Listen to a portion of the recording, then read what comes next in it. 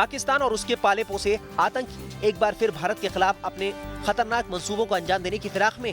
खुफिया जानकारी के मुताबिक जैश ए मोहम्मद और हरकतुल मुजाहिदीन आतंकी हमले की फिराक में। इनका निशाना रिहाइश वाले इलाकों में हमलों को अंजाम देना। जैश अमेरिकी राष्ट्रपति डोनाल्ड ट्रंप के दौरे को टारगेट करने की फिराक में। राष्ट्रपति ट्रंप के दौरे को ध्यान में रखकर पाकिस्तान और उसके आतंकी संगठनों ने लोकल कश्मीरी आतंकियों को दोबारा एक्टिव करने और उन्हीं से वारदातों को अंजाम दिलाने की प्लानिंग की, जिससे अमेरिकी राष्ट्रपति के दौरे के दौरान ये दिखाया जा सके कि धारा 370 हटने के बाद से कश्मीरी नाराज हैं और वो आतंकी हमलों को अंजाम दे रहे हैं। भारतीय खुफिया एजेंसी के एक बड़े खुलासे से हड़कंप मचा है, जिसमें दावा किया गया है कि पड़ोसी मुल्क पाकिस्तान एक बार फिर पुलवामा हमले जैसी साजिश रच रहा है। इस साजिश के तहत पाकिस्तान के आतंकी हिंदुस्तान को पुलवामा जैसा जख्म देने की फिराक में। खुफिया एजेंसियों ने पाकिस्तान में बैठे लॉन्चिंग कमांडर अब्दुल मन्नान उर्फ डॉक्टर की बातचीत को इंटरसेप्ट किया है, जिसमें पूछा गया है कि कठुआ सांबा रोड पर पंक्चर की दुकान, ढाबा या चाय की दुकान खुल सकती है। ऐसी दुकान जिस पर युद्ध करने लायक सामान भी इकट्ठा किया जा सके। ऐसी दुकान जिस पर बैठे आतंकी हाईवे पर आने जाने वाले सुरक्षा बलों के बारे में सूचना दे सके। NH 44 और जम्मू कश्मीर हाईवे मौसम के चलते खुला है या बंद है, इसकी जानकारी दे सके। मन्नान ने बातचीत में ये भी पूछा कि इंटरनेट कनेक्शन कब तक पूरी तरह से बहाल हो जाएंगे। डोडा के आसपास मौजूद हिजबुल मुजाहिदीन के आतंकियों की जानकारी भी मांगी। सेना के महत्वपूर्ण मिलिट्री स्टेशन के बारे में भी जानकारी मांगी गई।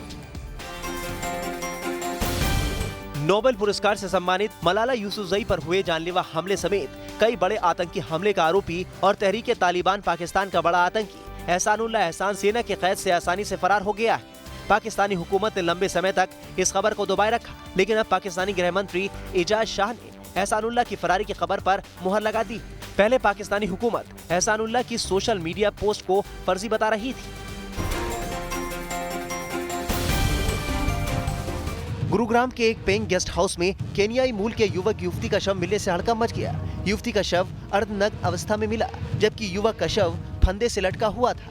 दरअसल मंगलवार को गुरुग्राम पुलिस को पीजी के कर्मचारियों ने सूचना दी थी कि पीजी के 3rd फ्लोर के रूम नंबर 304 से तेज बदबू आ रही है। गुरुग्राम पुलिस जब मौके पर पहुंची तो देखा कि फर्श पर युवती का अर्धनग्न अवस्था में शव पड़ा है। साथ ही कमरे से लगे बाथरूम के गीजर से केनियाई मूल के ही एक युवक का शव फंदे से लटका है। शुरुआती जांच में युवती से दुष्कर्म के बाद हत्या और आत्महत्या का मामला लग रहा है। बताया जा रहा है कि मृतक केनियाई मूल की महिला गुरुग्राम के ही एक प्राइवेट स्कूल में टीचर थी और यहाँ पीजी में रहती थी। वहीं मृतक शख्स महिला का दोस्त था और हर हफ्ते उससे मिलने आया करता था। पुलिस को दोनों के पास से कोई भी सुसाइड नोट नहीं मिला।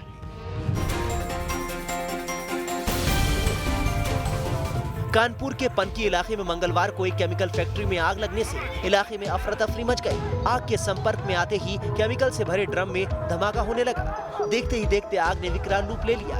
आग से फैक्ट्री के पास खड़ा ट्रक और 6 गाड़ियां जलकर खाक हो गई। फैक्ट्री के कर्मचारी जान बचाकर किसी तरह फैक्ट्री से भागे। दमकल की 18 गाड़ियों ने काफी मशक्कत के बाद आग पर काबू पाया। केमिकल फैक्ट्री में आग कैसे लगी ये साफ नहीं।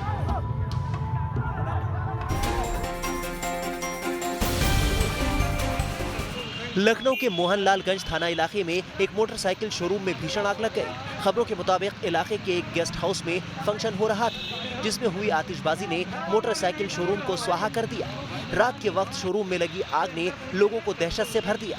एक राहगीर ने आग लगने की खबर तुरंत फायर ब्रिगेड को दी, लेकिन लोगों का कहना है कि फायर ब्रिगेड की गाड़ियां करीब 2 घंटे बाद पहुंची, जिससे आग ने विकराल रूप ले लिया। अभी तक आग से हुए नुकसान की जानकारी नहीं मिली।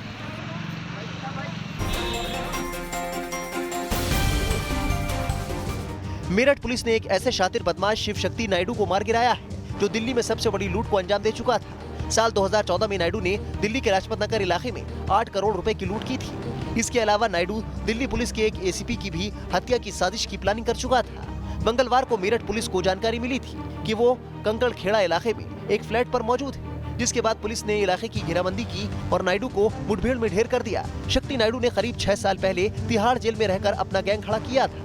पिछले साल जुलाई में पैरोल पर बाहर आने के बाद से नायडू ने आपराधिक गतिविधियां शुरू कर दी थी।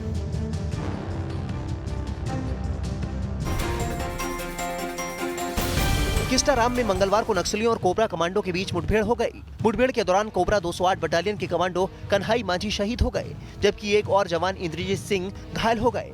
घायल जवान इंद्रजीत सिंह को रायपुर के एक निजी अस्पताल में भर्ती कराया गया है। जानकारी के मुताबिक सीआरपीएफ कोबरा बटालियन के जवान नक्सलियों के मौजूद होने की सूचना पर सर्चिंग के लिए निकले थे। इसी दौरान घात लगाए नक्सलियों ने फायरिंग शुरू कर दी, जिसमें एक जवान शहीद हो गया जबकि एक जवान जख्मी हो गया। करीब 15 से 20 मिनट चली मुठभेड़ के बाद नक्सली वहां से भाग निकले। नक्सलियों की तलाश के लिए सर्चिंग जारी है।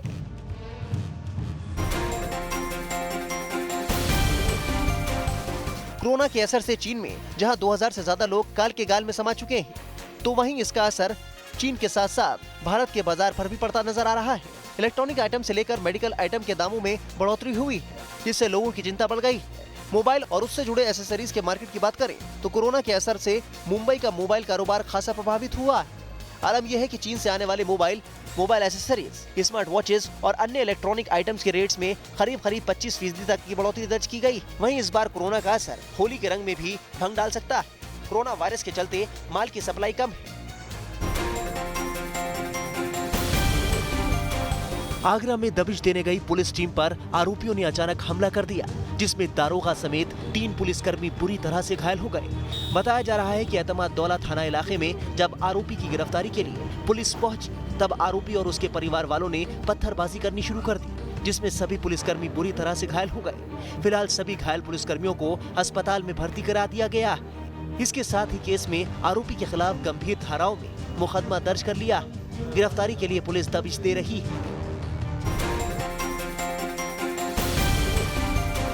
राजस्थान में ट्रांसपोर्ट डिपार्टमेंट में करप्शन का खुलासा हुआ तो हड़कंप मच गया। करप्शन को लेकर राजस्थान विधानसभा में भी जमकर हंगामा हुआ।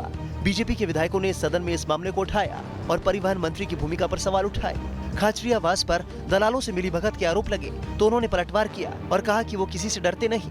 बता दें कि 2 दिन पहले एसीबी ने छापेमारी कर राजस्थान के परिवहन विभाग में रिश्वतखोरी के बड़े रैकेट का खुलासा किया था। पता चला था कि यहाँ अफसरों को मिलने वाली रिश्वत भी महीने के हिसाब से बंधी हुई थी। एसीबी अब तक 9 अफसरों समेत 15 लोगों को भ्रष्टाचार के मामले में गिरफ्तार कर चुकी है और करोड़ों रुपए कैश भी बरामद किए जा चुके हैं। और इसके बाद से सरकार और विपक्ष के बीच वार पलटवार तेज हो गया है। यानी परिवहन विभाग में हुए करप्शन के खुलासे को लेकर राजस्थान में राजनीति गर्मा गई है।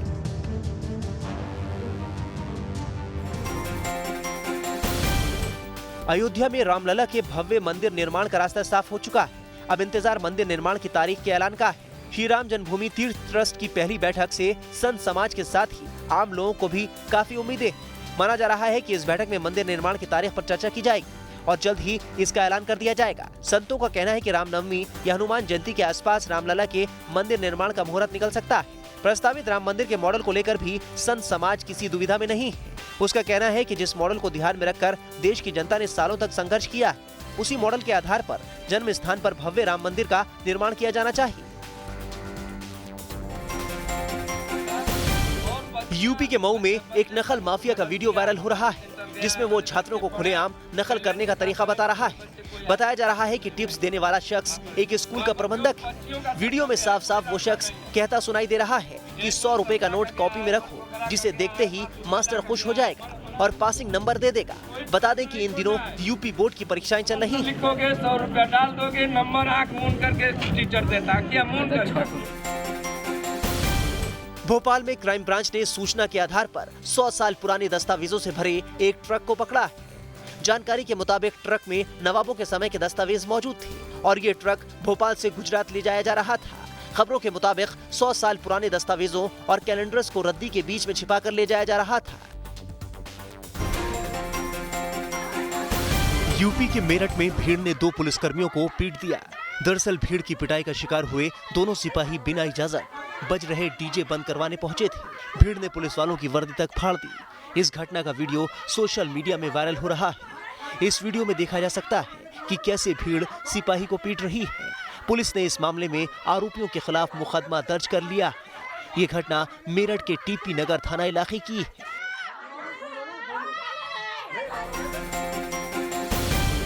मध्य प्रदेश में कटनी के भैंसवाही गांव में एक बाघ के दिखने से हड़कंप मच गया। यहाँ गांव वालों में दहशत का माहौल है। खेत में बाघ के देखे जाने के बाद गांव वालों ने इसकी सूचना वन विभाग को दी, जिसके बाद वन विभाग की टीम मौके पर पहुंची और गांव वालों को सावधान रहने की हिदायत दी, लेकिन इस बाघ को नहीं पकड़ सकी। यहाँ 15 दिन पहले ही एक बाघ के हमले में युवती की मौत हो गई थी। जयपुर में एक दुल्हन का अनूठा अंदाज देखने को मिला। अपनी शादी में दुल्हन की एंट्री जीप के बोनट पर हुई। वो डोली की जगह जीप के बोनट पर बैठकर मंडप पर आए। दुल्हन के इस अनूठे अंदाज के सभी घायल हो गए। बोनट पर बैठी दुल्हन थिरक भी रही थी।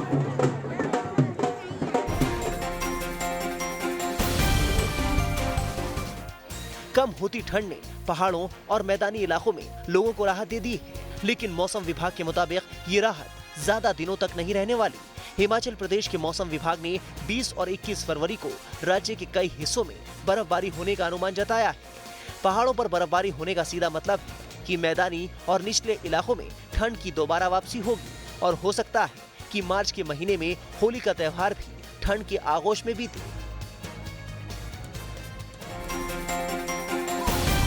एक बार फिर ग्रीन कॉरिडोर की मदद से ह्यूमन ऑर्गन समय पर अस्पताल पहुंचाया गया। दिल्ली के इंदिरा गांधी इंटरनेशनल एयरपोर्ट से एक धड़कते हुए दिल को न्यू फ्रेंड्स कॉलोनी के फोर्टिस अस्पताल तक मात्र 21 मिनट में पहुंचाया गया। इस दौरान दिल्ली पुलिस ने अपनी पूरी मुस्तैदी के साथ इस ग्रीन कॉरिडोर की व्यवस्था उपलब्ध कराई। ये हार्ट महाराष्ट्र के पुणे से दिल्ली लाया गया था। पुलिस की मदद की बदौलत एम्बुलेंस ने 18 किलोमीटर की ये दूरी 21 मिनट में पूरी की। 5 महीने के इंतजार के बाद आखिरकार मंगलवार को अफगानिस्तान के राष्ट्रपति चुनाव का परिणाम घोषित कर दिया गया। इन परिणामों के मुताबिक अशरफ गनी एक बार फिर अफगानिस्तान के राष्ट्रपति चुन लिए गए। चुनाव आयोग के मुताबिक चुनाव में अशरफ गनी को 50.64% वोट मिले। हालांकि विपक्ष ने चुनाव में धांधली का आरोप लगाते हुए अपनी समानांतर सरकार बनाने का ऐलान किया।